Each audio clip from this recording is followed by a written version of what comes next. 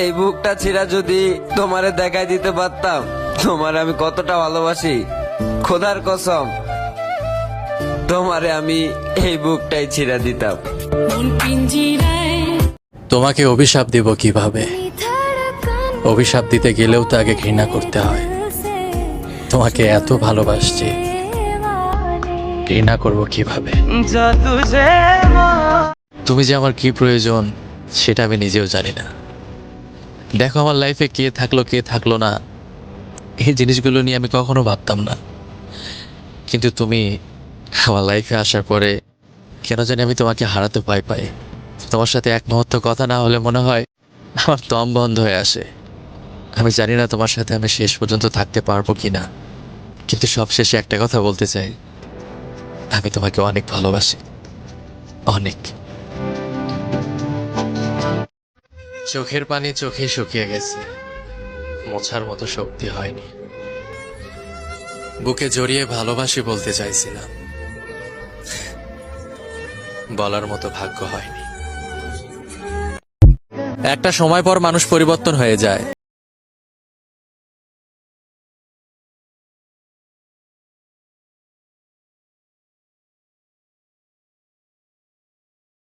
কষ্ট আর মানসিক চাপে তারাই বেশি থাকে যারা নিজের থেকেও অন্যের কথা বেশি ভাবে। আল্লাহ, তোমার কাছে আমার একটাই চাওয়া, তুমি আমার সবকিছু কায়রা নাও, কিন্তু আমার প্রিয় মানুষটারে কখনোই কায়রা নিও না। কতটা কঠিন ছিল তার হৃদয়, আমার এত মায়া এত ভালোবাসা দিয়েও তার মনে জায়গা করতে পারলাম না। মানুষের দাম তো তখনই বেড়ে যায় যখন তুমি তাকে আপন ভেবে গুরুত্ব দিবে, আর তখন সে এমন ভাব দেখাবে যেন তার কাছে তোমার কোনো মূল্যই।